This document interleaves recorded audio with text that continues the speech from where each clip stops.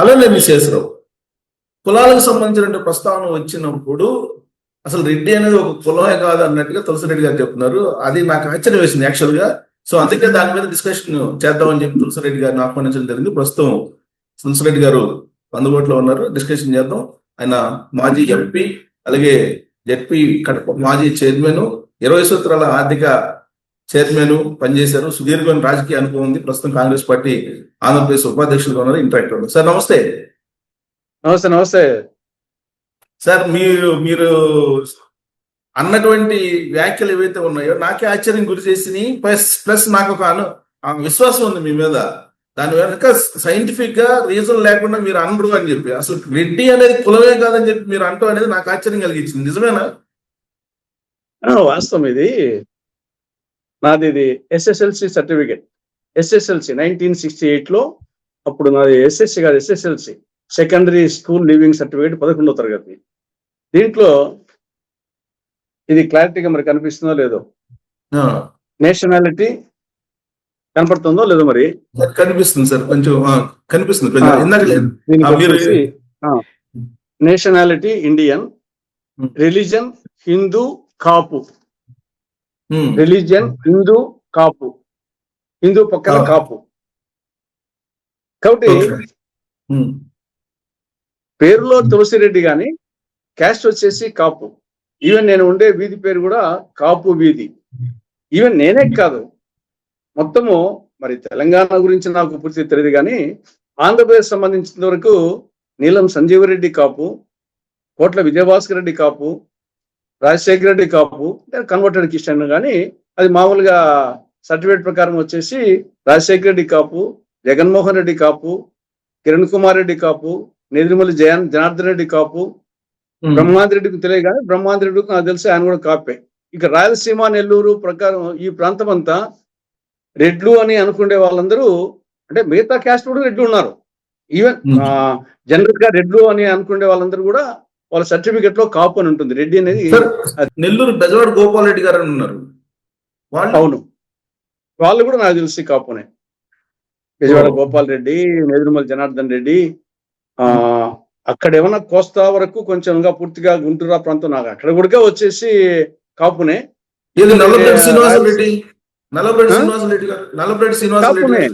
కాపునే వీళ్ళందరూ కాపునే. నీలం సంజీవ్ రెడ్డి కాపు. మనం ఎందుకంటే ఎందుకు వచ్చిందంటే, జనరల్ గా మన రాష్ట్రంలో అభిప్రాయం ఉందంటే, ఇంతవరకు అయిన ముఖ్యమంత్రులందరూ రెడ్లు అయ్యారు, కమ్మ అయ్యారు, కాపు కాలేదు, కాపు కావాలా అనేది ఒక వాతావరణం వచ్చేసి ఒక అభిప్రాయం ఉంది.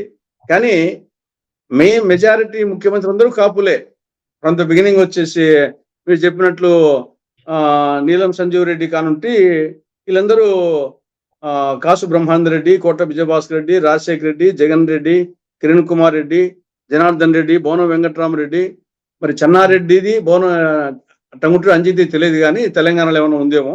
ఇక్కడంతా పేరు రెడ్డి ఉంటుంది కానీ కాపునే. మొత్తం సర్టిఫికేట్స్ అన్ని కాపునే ఉంటాయి, రెడ్డి అనేది ఉండదు. ఈవెన్ రెడ్డి అనేది ఎందుకు టైటిల్ అంటున్నా అంటే, వేరే క్యాస్ట్ చాలా క్యాస్ట్ ఇప్పుడు వచ్చేసి కమ్మ. మదనపల్లిలో కమ్మ. మాకు వచ్చేసి నేను ఎంబీబీఎస్ చదివేటప్పుడే మాకు ఆప్తాల్మిక్ ప్రొఫెసర్ వచ్చేసి రెడ్డప్పరెడ్డి. మాకు ఆప్తాలు, నేను ఎంబీబీఎస్ తిరుపతి చదివేటప్పుడే రెడ్డప్పరెడ్డి. కానీ ఆయన కమ్మ, మదనపల్లి అయింది కమ్మ వాళ్ళు, కానీ పేరు రెడ్డప్పరెడ్డి. ఈవెన్ నీలం సంజీవ్ రెడ్డికి అప్పుడు పిఎల్ సంజీవ్ రెడ్డి అని చెప్పేసి కలెక్టర్ ఉన్నారు, పేరు వినంటారు, పిఎల్ సంజీవ్ రెడ్డి అని, చాలా ఫేమస్ కలెక్టర్. ఆయన యాక్చువల్ గా కమ్మ. ఆయనకు ఆ పేరు ఎందుకు పెట్టినారంటే, వాళ్ళ ఫాదర్ నీలం సంజీవ్ రెడ్డిలకు ముఖ్యం అని చెప్పేసి ఆ పేరుతో వాళ్ళ కొడుకు వచ్చేసి సంజీవ్ రెడ్డి అని పేరు పెట్టుకున్నాడు. వాళ్ళ తర్వాత ఈవెన్ నేను జిల్లా పరిషత్ చైర్మన్గా ఉన్నప్పుడు నా జెడ్పీటీసీ మైదుకూరు జెడ్పీటీసీ, కడప జిల్లా మైదుకూరు జెడ్పీటీసీ, ఆయన పేరు పెద్దిరెడ్డి. ఆయన బలిజ. ఆయన నేను జెడ్పీ చైర్మన్గా ఉన్నాను, ఆయన మైదుకూరు జెడ్పీటీసీ, పేరు పెద్దిరెడ్డి, కానీ ఆయన వచ్చేసి బలిజ. ఇప్పుడు రాజశేఖర రెడ్డి గారి సమాధి ఉండేది వచ్చేసి ఇరపలపై ఇరండగట్టుపల్ల, అక్కడందరూ ఆ విలేజ్ వచ్చేసి బలిజా క్యాస్ట్. కానీ వాళ్ళందరూ రెడ్డి పెట్టుకుంటారు. పెద్ద సుబ్బారెడ్డి, చిన్న సుబ్బారెడ్డి, విశ్వనాథ్ రెడ్డి, పుండరీకాక్షరెడ్డి, చలమారెడ్డి, ఇట్లా మొత్తం పేర్లని రెడ్డి పెట్టుకుంటారు. ఇప్పుడు రఘువీరారెడ్డి వచ్చేసి కురబా. గీతారెడ్డి అంటే బహుశా వచ్చేసి వాళ్ళ భర్త SC. పేరు మీద ఏమైనా వచ్చిందో అది కొంచెం. కానీ ఇక్కడ ఈవెన్ ఇప్పుడు యురేనియం కడప జిల్లాలో యురేనియం ప్లాంట్ ఉంది కదా, అక్కడ తుమ్మలపల్లి, తర్వాత రాచకుంటపల్లి, అక్కడంతా యాదవ, కురబ వాళ్ళందరూ రెడ్డి పెట్టుకుంటారు. కాబట్టి రెడ్డి అనేది కాపులు పెట్టుకుంటారు, బీసీలు పెట్టుకుంటారు, బలిజా పెట్టుకుంటారు, కమ్మా పెట్టుకుంటారు, ఎవరైనా పెట్టుకోవచ్చు. ఈవెన్ ఎస్సీలు కూడా పెట్టుకోవచ్చు. వచ్చేసి కృష్ణమాదికి బదులు కృష్ణారెడ్డి పెట్టుకోవచ్చు. ఇప్పుడు ఈయన ముద్రగడ పద్మనాభం పెట్టుకున్నాడు కదా, ఇప్పుడు పద్మనాభ రెడ్డి అని చెప్పేసి అలా ఎవరైనా పెట్టుకోవచ్చు. అది దానికి ఏం పేరుకు ఇబ్బంది ఏం లేదు. పేరు అంటే ఒకటి సార్, మీకు చారిత్రక నేపథ్యం కూడా మీకు అవగాహన ఉంటుంది కాబట్టి రెడ్డి అనేది అసలు కులం లేదంటారా, లేదంటే ఎవరైనా రెడ్డి పెట్టుకుంటే వాళ్ళు అదే కులం అంటారా? నో సర్టిఫికెట్లు ఏముంటే అదే రెడ్డి సర్టిఫికెట్లు. నాకు తెలిసి మరి ప్రాచీన కాలంలో ఏముందో కానీ నా జనరేషన్ కానీ మా నాన్న జనరేషన్ కానుంటి మా బిడ్డలకు కూడా మేము వచ్చేసి కాపునే పెట్టింది. నాకు ఇద్దరు డాక్టర్స్ వాళ్ళ సర్టిఫికేట్ కాపునే. మా బిడ్డల సర్టిఫికేట్ కాపు ఉంటుంది, నా సర్టిఫికేట్ కాపు ఉంటుంది, మా నాన్న సర్టిఫికేట్ లో కాపు ఉంటుంది. అంతకుముందు నాకు తెలియదు. కాబట్టి ఇది కాపు అనేది ఏమంటే ఫార్మింగ్ కమ్యూనిటీ, వ్యవసాయం చేసే వాళ్ళు అనేది జనరల్ గా ఇక్కడ కాపోళ్ళు అంటారు. వాళ్ళు కాపోళ్ళు అంటే వ్యవసాయం చేసే వాళ్ళని అర్థం, అంతే. కాపు బీది కొంత వ్యవసాయం చేసే వాళ్ళకి ఎద్దులు ఆ టైప్ ఉంటది. కాబట్టి ఈడ కాపు అనేది మెయిన్ గా ఫార్మింగ్ కమ్యూనిటీ, ఎవరు చేసినా వాళ్ళందరికీ కాపు ఆ టైపు వచ్చినట్టు ఉంది. ఈ రెడ్డి అనేది ఒక టైటిల్ చెప్పినట్టు ఎవరైనా పెట్టుకోవచ్చు. ఈవెన్ రావు కూడా, రావు వచ్చేసి అది కూడా టైటిలే. ఇప్పుడు పివి నరసింహారావులో రావు ఉంది, ఎన్టీ రామారావులో రావు ఉంది, జలగ వెంగళరావులో రావు ఉంది. కానీ వాళ్ళ క్యాస్ట్ అది కాదు కదా. పివి నరసింహారావు బ్రాహ్మణ్ అవుతాడు, వెంగళరావు గారు ఏమో వెలం అవుతారు, ఎన్టీ రామారావు గారు ఏమో కమ్మ అవుతారు. కానీ ముగ్గురు పేర్లలో రావు ఉంది. కాబట్టి ఈవెన్ కేసీఆర్, కల్వకుంట్ల చంద్రశేఖర్ రావు, వెలం రావు ఉంటుంది. కాబట్టి పేరుకు కులానికి సంబంధం ఉండదు. ఎవరైనా ఏ పేరు పెట్టుకోవచ్చు. సర్టిఫికెట్ లో ఏముంటుందో అదే ప్రామాణికం. కాబట్టి రాయలసీమ ప్రాంతంలో ఈ రెడ్లు అనుకునే వాళ్ళందరూ వాళ్ళ సర్టిఫికెట్ ప్రకారము కాపులే. దాంట్లో మీరు చెప్తున్న దాని ప్రకారం కాపు రెడ్లు ఒకటేను అని అంటారా? ఒకటేను కూడా కాదు. రెడ్లు వచ్చేసి ఇప్పుడు యాదవ్లో రఘువీరారెడ్డి వచ్చేసి పెట్టుకున్నారు కదా, అదే విధంగా బలిజోలు పెట్టుకుంటారు కదా, కమ్మోళ్ళు పెట్టుకుంటారు కదా. కాబట్టి రెడ్డి అనేది ఒక పేరు మాత్రమే, టైటిల్ మాత్రమే, అంతే తప్ప వచ్చేసి మనకు ప్రామాణికం వచ్చేసి ఏమైనా పెట్టుకోవచ్చు. యాక్చువల్ గా మా పూర్వీకులు వచ్చేసి మా నాయన పేరు నారాయణ రెడ్డి, మా పేరు మా నాయన పేరు ఆయన పేరు వీరారెడ్డి, కానీ వీరారెడ్డి అంటారు అనేవాళ్ళు కాదు. ఆ కాలంలో వీరయ్య గారి నారాయణ రెడ్డి కొడుకు తులసిరెడ్డి అనేవాళ్ళు. వీరారెడ్డి కూడా అనేవాళ్ళు కదా. మా అబ్బను వీరయ్య పేరుకేమో వీరారెడ్డి, కానీ పిలిచేది వీరయ్య అని పిలిచేవాళ్ళు. వీరయ్య గారి నారాయణ రెడ్డి కొడుకు తులసిరెడ్డి అని పిలిచేవాళ్ళను చిన్నప్పుడు. కాబట్టి ఇది పేరు అనేది మనం దాన్ని ప్రామాణికంగా తీసుకోవాల్సిన అవసరం లేదు. సర్టిఫికెట్ సరే, పేరైతే ఓకే, మీరు అన్నట్టు పేరైతే ప్రామాణికంగా తీసుకోవడం అవసరం లేదు. మరి సర్టిఫికేట్లోనేమో కాపు అని ఉంది. మరి కాపుని కులం కింద పరిగణించాలా డైరెక్ట్ గా అందరినీ? అంతే. కాపు కులమే. ఇప్పుడు మనకు ఎస్టీ, ఎస్సీ, బీసీ, ఓసీ ఇది మనకు ఉండే దాంట్లో. ఎస్టీ కింద మనం వచ్చేసి దాదాపు ఒక 30-40 మళ్ళీ ఉపకులాలు ఉన్నాయి. అదేవిధంగా ఎస్సీ కింద మాలా, మాదిగ, రెల్లి అట్ట 65 ఉపకులాలు ఉన్నాయి. బీసీ కింద 141 ఉపకులాలు ఉన్నాయి. అదేవిధంగా ఓసీ కింద బ్రాహ్మణ, వైశ్య, క్షత్రియ, కమ్మ, వెలమ, కాపు, తెలగ, బలిజ, ఒంటరి, ఇవన్నీ ప్రధానమైనటువంటి ఓసీ కింద. అంటే వీళ్ళకి రిజర్వేషన్స్ లేనోళ్ళు బ్రాహ్మణ, వైశ్య, క్షత్రియ, కమ్మ, వెలమ, కాపు, తెలగ, బలిజ, ఒంటరి, ఇవన్నీ క్యాస్ట్ కింద వస్తాయి. ఆ క్యాస్ట్ కింద రెడ్డి లేదు, ఓన్లీ ఇవే వచ్చేది: కాపు, తెలగ, బలిజ, ఒంటరి. అదేవిధంగా కమ్మ, వెలమ అంటే వెలమ, ఓసి వెలమ. ఇప్పుడు వెంగళరావు, కేసీఆర్ ఓసి వెలమ వస్తారు. అదే మళ్ళా బీసీ కుప్పల వెలమ, ఇది పోలనాటి వెలమ. ఇప్పుడు అచ్చెన్నాడు వాళ్ళు ఉన్నారు, రామనాయుడు, వాళ్ళు బీసీ వెలమ, వాళ్ళు ఓసీ కింద రాదు, బీసీకి వస్తారు. కుప్పల వెలమ బీసీకి వస్తుంది. అదేవిధంగా కాపు ఓసీకి వస్తుంది, మున్నూరు కాపు బీసీకి వస్తుంది, తూర్పు కాపు బీసీకి వస్తుంది. ఇప్పుడు శ్రీకాకుళం విజయనగరం ప్రాంతంలో తూర్పు కాపు, అది బీసీ కాపు. అదే కాపు వచ్చేసి కాపు అనేది ఎక్కడున్నా కానీ ఓన్లీ కాపు అని ఉంటే మాత్రం ఓసీకి వస్తుంది. అదే తూర్పు కాపు ఉంటే బీసీకి పోతుంది, మున్నూరు కాపు బీసీకి పోతుంది. అదే మరి ఇవన్నీ కొండరెడ్డి ఇవన్నీ ఏంటి ఉపకులాల కింద తీసుకోవాలా లేదంటే కాపు లేదు, కింద క్యాస్ట్ కిందనే, ఉపకులం క్యాస్ట్ కిందనే. ఓకే. అది క్యాస్ట్ అనమాట. ఈవెన్ మాల అనేది క్యాస్ట్, మాదిగ అనేది క్యాస్ట్. అది ఉపకులం ఏం కాదు వచ్చేసి. ఓవరాల్ గా ఎస్సీ మాల, ఎస్సీ మాదిగ, ఎస్సీ రెల్లి. అవును. నేననేది అది కాపుల విషయంలో మీరు చెప్పారు కదా, మున్నూరు కాపు అని ఇలా రకరకాల కాపులు చెప్పారు కదా. దాంట్లో బలిజలు తర్వాత వీళ్ళందరూ కలిసి కాపుల కింద వస్తారా లేదంటే వేరు వేరు క్యాస్ట్లా? ఏ దానికి అది సెపరేటే.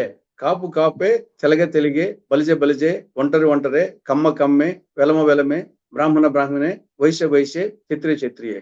అందరూ మోసి అనుకుంటే ఓకే, అందరూ మానవులు అనుకుంటే ఇంకా మంచిదే. ఇక్కడ ఇప్పుడు ఓసీలంతా మనంతా ఒకటే అనుకుంటే జనరల్ గా ఏముందంటే కాపు తెలగ బలిజ ఒంటరి అనే ఒక స్లోగన్ ఉంది. అవును. అది ఎలాబరేట్ చేస్తే ఓసీలంతా ఒకటి, అది ఇంకా ఎలాబరేట్ చేస్తే మానవులంతా ఒకటి, మొత్తం అనుకుంటే ఇంకా చాలా బ్రహ్మాండంగా ఉంటుంది ఆ ఫీలింగ్ వస్తే. ఆ ఫీలింగ్ అది రాకుండా పోయి ఇది డివిజన్ కోసం ఉపయోగించుకుంటున్నారు. అందరము సమైక్యం కోసం ఉపయోగించుకుంటే చాలా సంతోషము. ఇది సమైక్యత కోసం ఉపయోగించుకోవడంలే, దీన్ని వచ్చేసి ఓట్ల కోసం అనే యాంగిల్లో మేము ఇంతమంది ఉన్నాం అనే యాంగిల్ తీసుకుంటున్నారు. కాబట్టి అప్పుడు యాక్చువల్ గా చెప్పాల్సి వస్తుంది.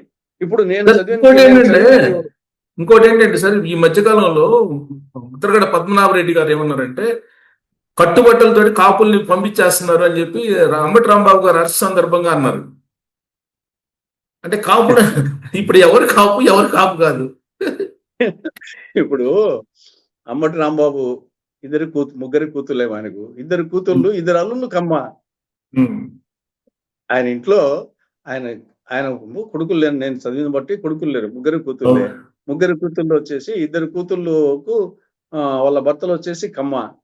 దాని ఏమన్నా ఇంకా వాళ్ళ కుటుంబంలో లేదన్నప్పుడు దేనికి వచ్చేసి ఇప్పుడు అదే విధంగా వంగబెట్టి మోహన్ రంగా సతీమణి వంగబెట్టి రత్నకుమారి ఏ కాస్ట్యూమ్. తర్వాత ఈవెన్ నేను రెడ్డి, నా మిస్సెస్ వచ్చేసి తమిళియన్. నేను రెడ్డి, నా మిస్సెస్ వచ్చేసి ఆవిడ మొదలయ్యారు తమిళియన్. కాబట్టి ఇవన్నీ ఒక విశాల దృక్పథంతో ఆలోచిస్తే ఇవన్నీ వేమన ఎప్పుడో చెప్పాడు. కులము గలవారు, గోత్రంబు కలవారు, విద్య చేత విర్రవీగువారు, పసిడి కల్గువాని బానిస కొడుకులు విశ్వదాభిరామ వినరవేమ. కులము లేనివాడు కలిమిచే వెలయును, కలిమి లేని నాడు కులము దిగును, కులము కన్న ఎన్న కలిమి ప్రధానంబు విశ్వదాభిరామ వినరవేమని 350 సంవత్సరాల క్రితమే నేను ఈ సమాజాన్ని శాసించేది కలిమి గాని కులము కాదని చెప్పేసి, ఇప్పుడు కాదు ఎప్పుడో 350 సంవత్సరాల క్రితమే చిన్న పద్యాల్లో చాలకలతో కొట్టినాడు. కానీ అది చాలా బాగుంది. వేమన శతకాలు చదివితే మొత్తం తెలిసిపోతుంది, జ్ఞానం అంతా వచ్చేస్తుంది. కానీ జగన్మోహన్ రెడ్డి గారు ఈ ఇష్యూల్ని కుల ప్రాతిపదికన చూస్తున్నారు కదా. కాపులను అరెస్ట్ చేస్తున్నారు, లేదంటే జోగి రమేష్ ని బీసీలను అరెస్ట్ చేస్తున్నారు, ఈ కోణంలో తీసుకెళ్తున్నారు కదా. అది కరెక్ట్ కాదు. ఎవరు తీసుకున్నా, జగన్మోహన్ రెడ్డి తీసుకుపోయినా, నేను తీసుకొచ్చినా, మీరు తీసుకొచ్చినా, ఇంకోరు తీసుకొచ్చినా, అసలు ఒక నాయకుడు అనేవాడు, ఒక పార్టీ అనేవాడు అందరి వాడుగా ఉండాల. ఒక పార్టీ అందరి పార్టీ, అది వచ్చేసి అదే విధంగా నాయకుడు అందరి వాడుగా ఉండాల.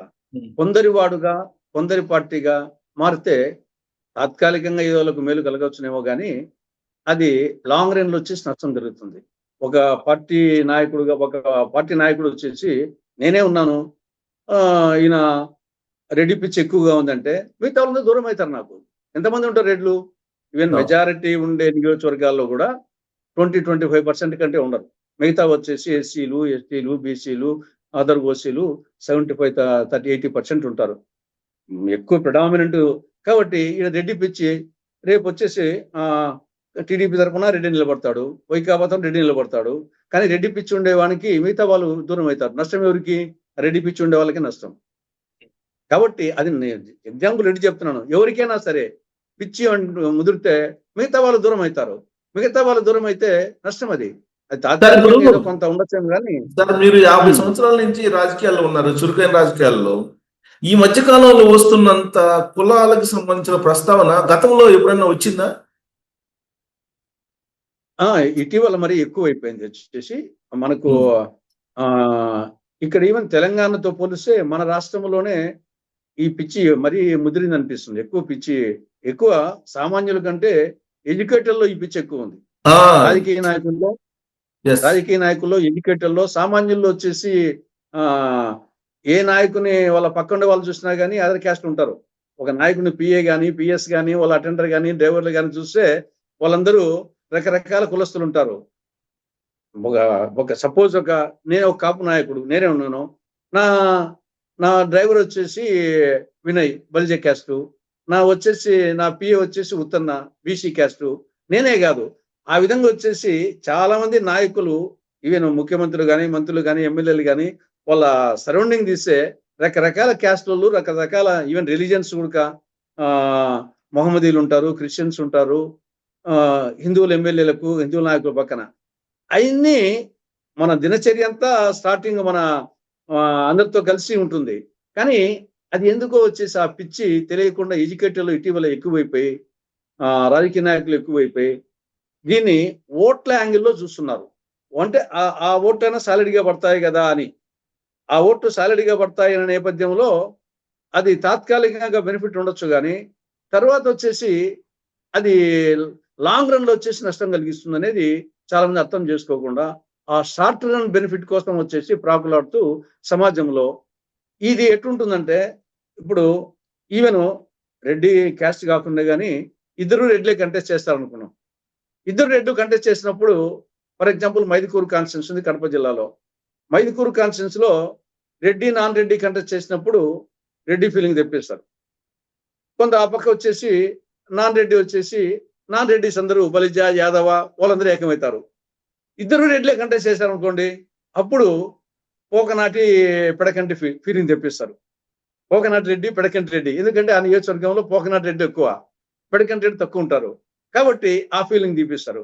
అదే ఆ పక్కన ప్రత్యర్థి రెడ్డి కాకుండా ఉంటే నాన్ రెడ్డి అయితే కదా అప్పుడు రెడ్డి ఫీలింగ్, అప్పుడు పోకనాటి పెడకంటి రాదు, మనం రెడ్లందరం ఒకట్రా అంటారు.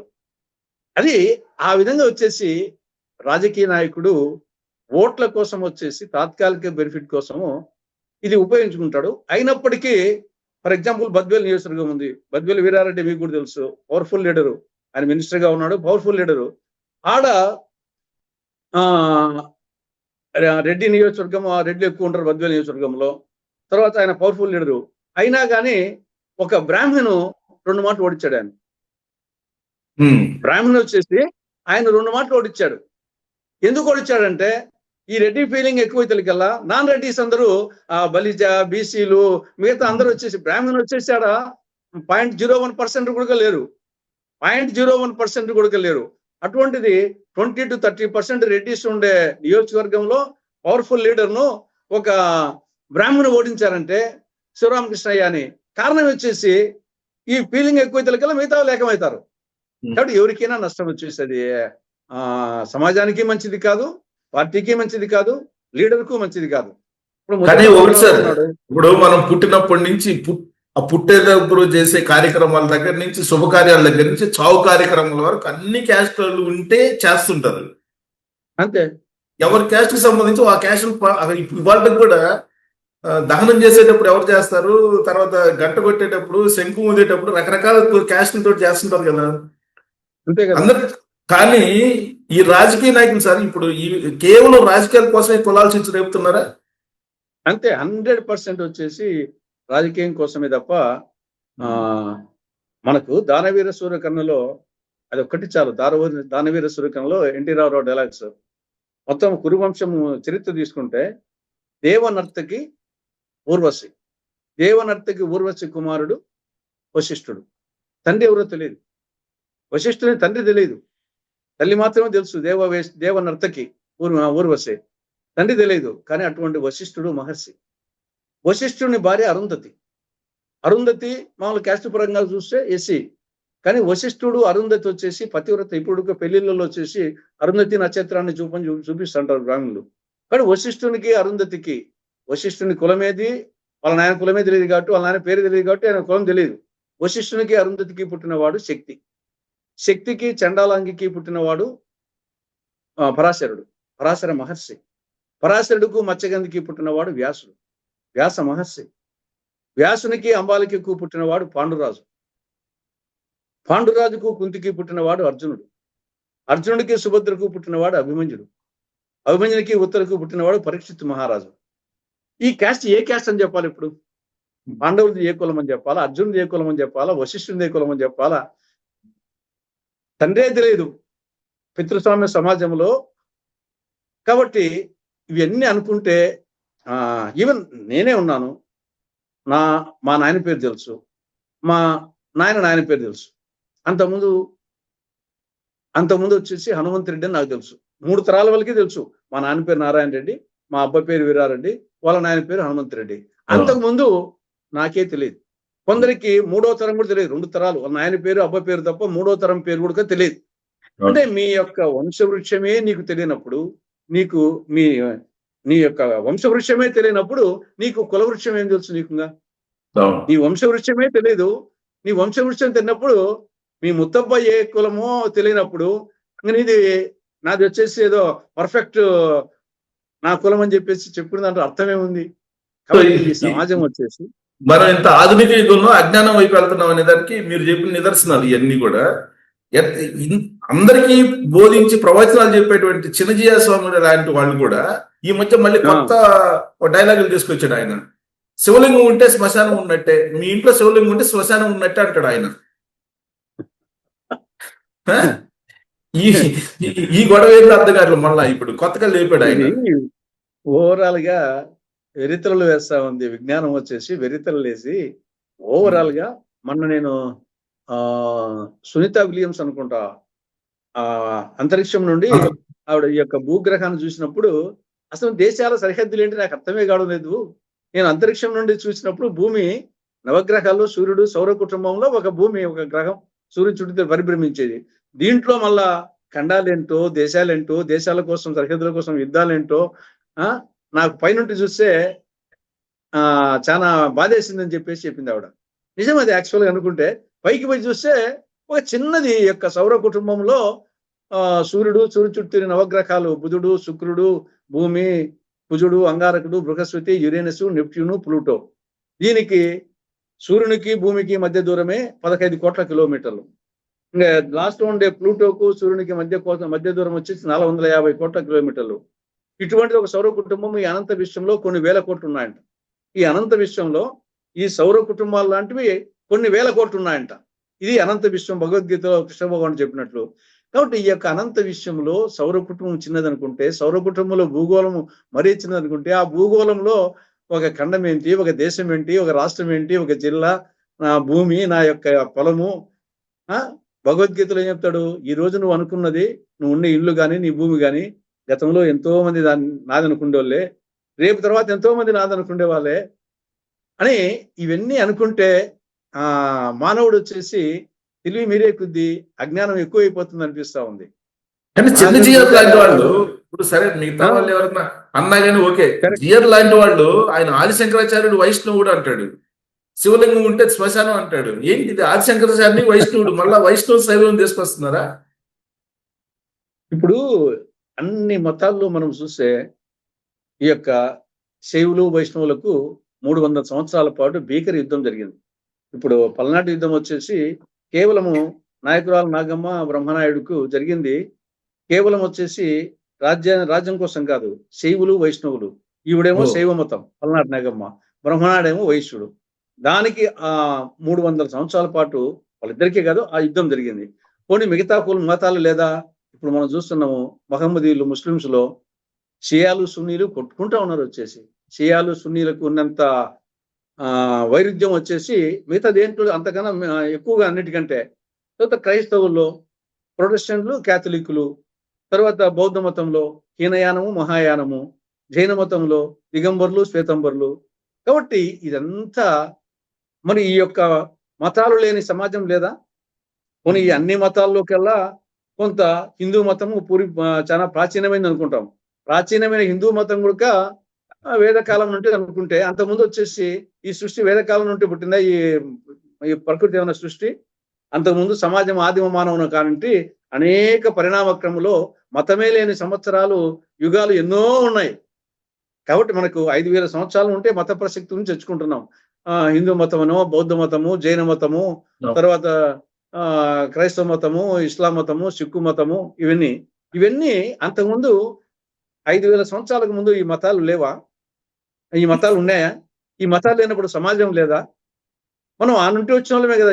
ప్రతిదానికి ఏదో ఒకటి మూలమే ఉంటుంది కదా. మన వాళ్ళకి వాళ్ళ నాయన వాళ్ళ నాయన వాళ్ళ నాయన ఏదో మూలం ఉంటుంది కదా వచ్చేసి. కాబట్టి మానవుడు వచ్చేసి అజ్ఞానంతో వచ్చేసి ఈ మత ప్రసక్తి, కులపిచ్చితో ఎక్కువైపోయింది, వచ్చేసి ఓవర్ అయిపోయింది. మానవత్వం అనేది. పొలిటీషియన్స్ అయితే సరే, పొలిటీషియన్స్ అయితే ఏదో వాళ్ళు ఏదో ఓట్ల కోసం అనుకుంటారు. ఇప్పుడు ఈ స్వామీజీలు ఎందుకు ఎంటర్ అయినట్టు? వాళ్ళకు కూడా పొలిటికల్ మనకంటే మీరంటే మనకంటే ఎక్కువ వాళ్ళకి వచ్చేసి ఆ పిచ్చి మనకంటే ఎక్కువ. రాజకీయ నాయకులు, సామాన్యుల కంటే కూడా కొందరు స్వాములకు ఈ పిచ్చి ఎక్కువ. బీజేపీ ఎక్కించిన ఇంజెక్షన్ ఇదంతా. ఇప్పుడు సరే కొంతవరకు కావచ్చు, కానీ గతంలో కూడా ఉంది ఇది కొంత. ఇప్పుడు గతంలో కూడా ఇప్పుడు ఇక్కడ 2 రకాలు. ఇప్పుడు మనం ఏదో కులంలో పుడతాం, ఏదో మతంలో పుడతాం. నేను హిందూ అని గర్వంగా చెప్పుకుంటా, నేను కాపు అని గర్వంగా చెప్పుకుంటా. అంత మాత్రం చేత వేరే వాళ్ళని ఎందుకు ద్వేషించాలా అంటాను నేను. అది ఇప్పుడు మనము ప్రతి ఒక్కరూ ఏదో ఒక రిలీజన్ లోనో, ఏదో ఒక దేశంలోనో, ఏదో ఒక మతంలోనో, ఏదో ఒక కులంలోనో, ఏదో ఒక తల్లి గర్భంలోనో పుడతాం. అది దానికి బాధపడాల్సిన అవసరం లేదు. కానీ వేరే వాళ్ళని వచ్చేసి వేరే మతాన్ని, వేరే కులాన్ని, వేరే ప్రాంతాన్ని ఎందుకు ద్వేషించాలంట? మానవత్వం అనేది వచ్చేసి ఒక సాంగ్ కూడా ఉంది. మాయమైపోతున్నాడమ్మా మనిషి అన్నవాడు, మచ్చుకైనా లేడు చూడు మానవత్వం ఉన్నవాడు, 100కో 1,00,00,000 ఒక్కడుంటాడు, ఏడదాగున్నాడు కంటికి కనరాడని. మానవత్వం వచ్చేసి నశించిపోతుంది. దాంతో మొత్తం సమస్యలు వస్తుంది. ఇప్పుడు ఈ చిన్న కథ నేను వచ్చేసి ఒకసారి ఈనాడు పేపర్లో చదివాను. ఒక తల్లి పావురము, పిల్ల పావురము ఆహారం కోసం బయలుదేరినాయంట. తల్లి పావురము, పిల్ల పావురము పోయేటప్పుడు ఒక మసీదు దగ్గర ఘర్షణ జరుగుతోందంట. అప్పుడు ఆ పిల్ల పావురము తల్లి పావురం అడిగింది, అమ్మ ఏంది మా అక్కడ ఏదో జరుగుతుంది అని అడిగితే, అది హిందువులకు ముస్లింలకు మధ్య ఘర్షణ జరుగుతుందమ్మా, అది ఎందుకు జరుగుతుందమ్మా అన్నది. ఏం లేదమ్మా, దేవాలయానికి పోయే వాళ్ళని హిందువులు అంటారు, ఈ మానవులు, చర్చిలకు వాళ్ళు క్రైస్తవులు అంటారు, మసీదులకు వాళ్ళు ముస్లింలు అంటారు. ఇది ముస్లింలకు హిందువులకు సంబంధించినటువంటి తగాదా ఇది అంటుంది. అదేందమ్మా, మనము మొన్నటి వరకు మనము దేవాలయం పైన గుళ్ళల్లో ఉన్నాం కదా, మనం పావురాలు, మన కుటుంబం అంతా. ఈ లోపల వచ్చేసి సంక్రాంతి పండుగ వస్తే దాన్ని రిపేర్ చేసేటప్పుడు మనం పక్కనే ఉన్నటువంటి మసీదుకు పోయాము, ఆడా కొన్నాళ్ళు మనం రిసైడ్ చేశాము. మళ్ళీ ఈ లోపల రంజాన్ వస్తే వాళ్ళు శుభ్రం చేస్తుంటే మళ్ళీ చర్చికి పోయాము, ఆడా కొన్నాళ్ళు ఉన్నాము. చర్చి మళ్ళా క్రిస్మస్ వస్తే వాళ్ళు రిపేర్ చేస్తుంటే మళ్ళా గుడికి పోయాము. మనము గుడిలో ఉన్నా, మసీదులో ఉన్నా, చర్చిలో ఉన్నా పావురాలమే కదమ్మా. మనలో మార్పు లేనప్పుడు వాళ్ళు ఏడన్నా మానవులే కదమ్మా, గుడికి పోయినా చర్చికి పోయినా. అంటే అదేమ్మా మనకు వాళ్ళకి తేడా. అందుకే మనం పైన ఉన్నాము, వాళ్ళ కింద ఉన్నారు మానవులు మనకంటే అని ఆ తల్లి పావురం పిల్ల పావురం చెప్పిందంట. ఆ పావురాన్నకున్న బుద్ధి కూడా మానవులకు జ్ఞానం కూడా లేకపోతే అవి పావురమే. గుడిలో ఉన్నప్పుడు పావురమే, చర్చిలో ఉన్నప్పుడు పావురమే, మసీదులో ఉన్నప్పుడు పావురమే. కాబట్టి ఈ మానవులు వచ్చేసి ఎడికి పోయినా మానవుడే కదా. అదే తిండి తింటున్నాము, అదే అందరిలో ఆ రక్తమే అందరిలో. ఇప్పుడు కాదు సార్, ఇప్పుడు ఏ స్టేజ్ లో ఉన్నామంటే, మొన్న ఈ మధ్య మేడారం జాతరలో ఆ కోవా బన్ను ఏదో అమ్మడానికి రాయలసీమ కడప నుంచి ఏదో వచ్చినట్టున్నాడు అక్కడికి. అతను పట్టుకొని ఏం చేశారో మీకు చూసుంటారు ఆ వీడియో. కోవా బన్నని మీ ఇక్కడ అమ్ముతావా, దాని ఏదో అలాలు చేసి ఇట తూతు అని ఊదా అమ్ముతున్నాడు అని చెప్పేసి పెద్ద గొడవ చేశారు. అదే ఇవన్నీ సెంటిమెంట్లు చూసుకొని కొందరు వచ్చేసి ఈ సోషల్ మీడియా ఒకటి దీనికి తోడు బాగా యాడ్ అయిపోయింది. గతంలో ప్రింట్ మీడియా ఉన్నప్పుడు ఈవెన్ పార్లమెంట్ లో మాట్లాడినటువంటి అన్పార్లమెంటరీ వర్డ్స్ కూడా వచ్చేటి కాదు. ఒకవేళ మీడియా కూడా ఎవరన్నా ప్రెస్ మీటింగ్ లో అన్పార్లమెంటరీ వర్డ్స్ వానే వచ్చేటి కాదు. ఇప్పుడు ఈ సోషల్ మీడియా, ఎలక్ట్రానిక్ మీడియా వచ్చిన తర్వాత పోతున్నాయి. ఇంకా పోయి వాళ్ళ గురించి చర్చ పెట్టేకల్లా మిగతా వాళ్ళు కొంత తయారవుతున్నారు. ఈ యూత్ కూడా వచ్చేసి కొంత ఆకర్షితులవుతున్నారు. కాబట్టి సొసైటీ చాలా అయినప్పటికీ ఇంకా సొసైటీ ఉంది అంటే మన సంస్కృతి సాంప్రదాయాలు ఇంకా కాపాడుతున్నాయి. కాబట్టి మనము రామాయణ విషవృక్షం ఉంది, రామాయణ కల్పవృక్షం ఉంది. రామాయణ విషవృక్షము ఉంది పుస్తకము, రామాయణ కల్పవృక్షము ఉంది. కానీ సొసైటీ వచ్చేసి ఇప్పటికీ కొంత నడుస్తా ఉందంటే మన సంస్కృతి సాంప్రదాయాలు ఇప్పటికీ కొంత కాపాడుతున్నాయి కాబట్టి సొసైటీ నిలిచింది. లేకుంటే ఈవెన్ ఇప్పటికి కూడా నాస్తికులు 30% నాస్తికులు ఉన్నారు. ఈవెన్ అమెరికాలో ఇంకా కొంత ఇస్లాంలో కొంచెం నాస్తికులు తక్కువేమో గానీ క్రిస్టియానిటీలో నాస్తికులు ఉన్నారు. అమెరికాలో నేను మన చదివాను 30% నాస్తికులు ఉన్నారంట. ఏదో సర్టిఫికెట్ రాసుకుంటారు కానీ క్రిస్టియానిటీ అని చెప్పేసి వాళ్ళు. అదేవిధంగా హిందూ మతంలో కూడా పేరు ఇప్పుడు వచ్చేసి నా దాంట్లో నేషనాలిటీ ఇండియను, హిందూ, కాపు అని ఉంటుంది. కానీ మనమేం వచ్చేసి దాని ఆ పిచ్చేం లేదే. మనం వచ్చేసి కాబట్టి ఈ నాస్తికులు అంటే ఏం దేవుని తిడితేనే నాస్తికుడు కాదు. పిచ్చిగా వచ్చేసి వేరే నాకు తెలిసి వేరే మతాలను తిట్టుకునేవాడే నాస్తికుడు. మనం చరిత్ర తీసుకుంటే మనము నాస్తికులకు యుద్ధాలు జరగలే. నాస్తికులకు ఆస్తికులకు యుద్ధాలు జరగలే. జరిగిన యుద్ధాలన్నీ ఆస్తికులకు మధ్యనే. చరిత్ర తీసుకోండి. నాస్తికులకు యుద్ధాలు జరగలేదు. నాస్తికులకు ఆస్తికులకు మధ్య యుద్ధాలు జరగలేదు. యుద్ధాలు జరిగిందల్లా ఆస్తికులకే. ఆస్తికుల్లోనే ఒక ఉపవర్గానికి శైవులు, వైష్ణవులు,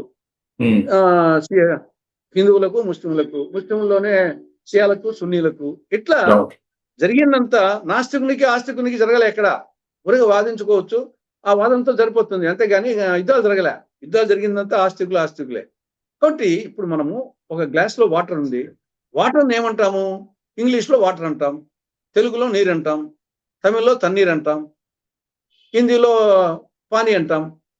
అని పేరు మార్చేంత మాత్రాన దాని స్వరూపం ఏమైనా మారుతుందా? H2O కదా నీరుకి వచ్చేసి కెమికల్ వచ్చి H2O కదా దాని ఏమైనా మారుతుందా?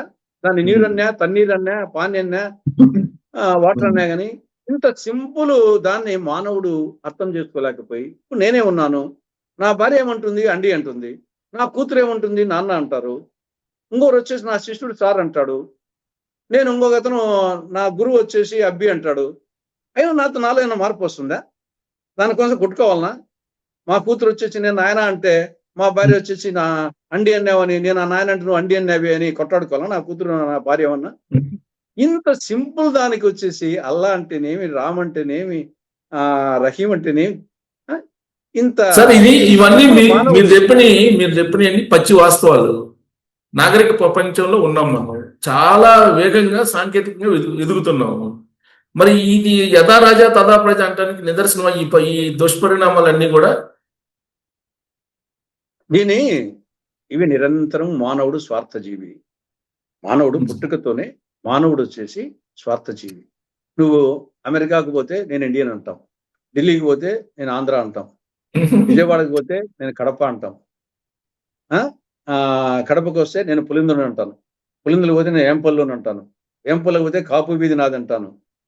ఆఖరికి సీట్ వచ్చేసి ఎమ్మెల్యే టికెట్ నీకు కావాలన్నా, మీ భార్యకు కావాలంటే నాకే కావాలంటాను.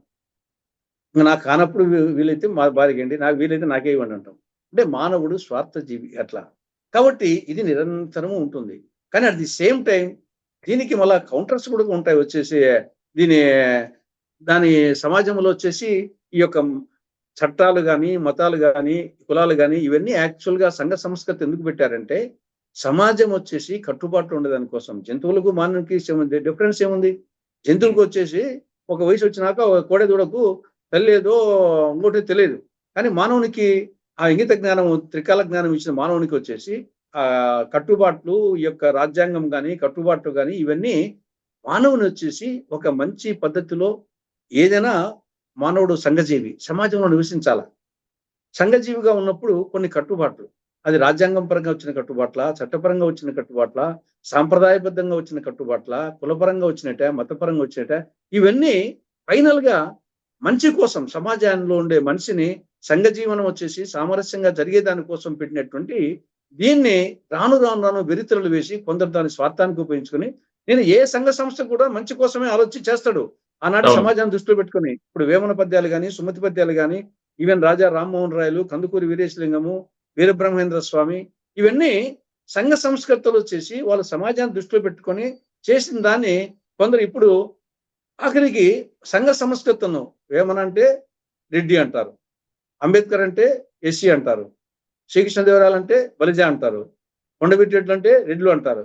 అంటే సంఘ సంస్కర్తలను కూడా ఆఖరికి ఒక కులానికి అనుభవించుకుంటున్నారు. అంబేద్కర్ రాజ్యాంగం వచ్చేసి అందరము పాటిస్తున్నారు 147 కోట్ల మంది. కానీ దాన్ని కొందరు వచ్చేసి ఎస్సీగా ఆయన భావిస్తున్నారు. ఆయన రాజ్యాంగం వచ్చేసి అందరం పాటించి. అదేవిధంగా కృష్ణదేవరాయలు సాహితీ సమరాంగణ సార్వభౌముడు, 500 సంవత్సరాల క్రితము ప్రజారంజకంగా పరిపాలించినోడు. కాబట్టి ఆయన వైష్ణవుడు అయినప్పటికీ ఆయన యొక్క భువన విజయంలో తెనాలి రామలింగడు, దూర్జటి రాసిన శ్రీ కాళహస్తి మహాస్యం వచ్చేసి అది శివునికి సంబంధించింది. ఆయన వైష్ణవుడు అయినప్పటికీ తిరుమలకు పోయాడు. కాబట్టి పరమత సహనాన్ని పాటించినటువంటి మహోన్నతమైన నాయకుడు. అదేవిధంగా వచ్చేసి అంబేద్కర్ గాని, వేమన గాని, కులాలు కాపాడించుకుంటు కాబట్టి శ్రీకృష్ణుడు యాదవుడు గానో, శ్రీరాముడు క్షత్రుని గానో, ఆ విధంగా వచ్చేసి సమాజం వచ్చేసి ఈ విధంగా వెర్రితెరలు వేస్తా ఉంది. ఇది వేస్తానే ఉంటుంది. దీనికి వస్తానే ఉండాలి. సార్ ఫైనల్ గా జనరల్ గా ఒక అభిప్రాయం ఏంటంటే, తెలంగాణ కేసీఆర్ లేపినటువంటి ఒక ప్రత్యేక వాదం, ఆంధ్రలోనేమో కులవాదం ఏమో జగన్మోహన్ రెడ్డి, వీళ్ళిద్దరు కారణంగానే వెర్రి తలలు వీస్తున్నాయి అని చాలా మంది చెప్పుకుంటూ ఉంటారు. వీళ్ళ కారణంగానైనా గతంలో ఉన్నదాన్ని వీళ్ళు ఫ్లేవర్ చేశారా? ఇప్పుడు ఒక విధంగా యాక్చువల్గా కొంచెం జగన్మోహన్ రెడ్డి పీరియడ్ లో ఆయన అందరికీ అంతో ఇంతో వాళ్ళ కులం మీద, వాళ్ళ మతం మీద అంతో ఇంతో ఉంటుంది. దాన్ని మనము కాదనం. కానీ వేరే వాళ్ళను ద్వేషించడము అనేది జగన్మోహన్ రెడ్డి పీరియడ్ లో ప్రతి ముఖ్యమంత్రికి అంతో ఇంతో ఉండొచ్చు. కానీ జగన్మోహన్ రెడ్డి పీరియడ్ లోనే వేరే కులాన్ని ఆయన పదే పదే కమ్మ కులాన్ని గురించి పదే వచ్చేసి అది ఒక నాయకుడు చేయాల్సిన పని కాదు. కాబట్టి అతను ఆ నేపథ్యంలో ఒక దిక్కు ఆయన యాక్చువల్గా వచ్చేసి కన్వర్టెడ్ క్రిస్టియన్. యాక్చువల్గా వచ్చేసి మాలాంటి వాళ్ళు అంతంత చెప్పుకోవాలంటే ఒరిజినల్ సరుకు మాది. ఆయన వచ్చేసి కన్వర్టెడ్ క్రిస్టియన్ వచ్చేసి నిజంగా అది ఇంతవరకు వచ్చేసి రాజశేఖర రెడ్డి పీరియడ్ వరకు ఆయన వచ్చేసి ఒకవేళ ఎంత కన్వర్టెడ్ క్రిస్టియన్ కానీ రాజశేఖర రెడ్డిని ఆ విధంగా భావించేవాళ్ళు కాదు. ఆయన అందరి వాడిగా భావించేవాళ్ళు, క్రిస్టియన్స్ కూడా వాళ్ళ వాడిగా భావించేవాళ్ళు, రెడ్లు వాళ్ళ వాళ్ళగా భావించేవాళ్ళు, అందరూ కూడా వచ్చేసి వాళ్ళ వాళ్ళగా భావించాడు. కాబట్టి రాజశేఖర రెడ్డి హయాం అంతా ఒక చారిస్మాటిక్ లీడరు కంచుకోటగా సాగింది. దాన్ని కంటిన్యూ అయ్యింది జగన్మోహన్ రెడ్డికి. జగన్మోహన్ రెడ్డి ముఖ్యమంత్రి అయిన తర్వాత చేసినటువంటి ఈ యొక్క పొరపాటు వలన ఇప్పుడు అతను లిమిటెడ్ అయిపోయినాడు. అతను అందరి వాడు కాకుండా కొందరి వాడు అయిపోయినాడు. అతను అనుకుంటున్నాడు కానీ అతను ఆ యొక్క ముఖ్యమంత్రి అయినాక, ముఖ్యమంత్రి కాకముందు అందరి వాడుగా భావించి ఆయనకు ఓట్లు వేశారు. ముఖ్యమంత్రి అయిన తర్వాత కొందరి వాడు అయిపోయి, కొందరి పార్టీ అయిపోయి ఆయనకు నష్టం జరుగుతుంది. ఇది జగన్మోహన్ రెడ్డి కాదు, ఎవరికైనా జరుగుతుంది. కాబట్టి ఏ నాయకుడు కూడా అందరి కేసీఆర్ కూడా ఒక తరానికి 2-3 తరాలు సరిపడా విద్వేషాలని నింపినట్టేనా? ప్రాంతీయ విద్వేషాలు నాకు తెలిసి అప్పటికే తెలంగాణలో ఇప్పటికే తగ్గింది అనిపిస్తున్నావా నాకు. ఆయన అప్పుడు దాన్ని ఉపయోగించుకున్నాడు కానీ ఆ మూమెంట్ లో ఇప్పుడు నాకు తెలిసి ఆల్మోస్ట్ అప్పుడే తగ్గిపోయింది. ఇప్పుడేమో ఆ పక్క రేవంత్ రెడ్డి తెలంగాణ వాడే, బండి సంజయ్ తెలంగాణ వాడే, కేసీఆర్ తెలంగాణ వాడే. కాబట్టి అది వచ్చినప్పుడు ఈ యొక్క ప్రాంతీయ పిచ్చి ఎదుర్కొంటుందో వాళ్ళు నష్టపోతారు.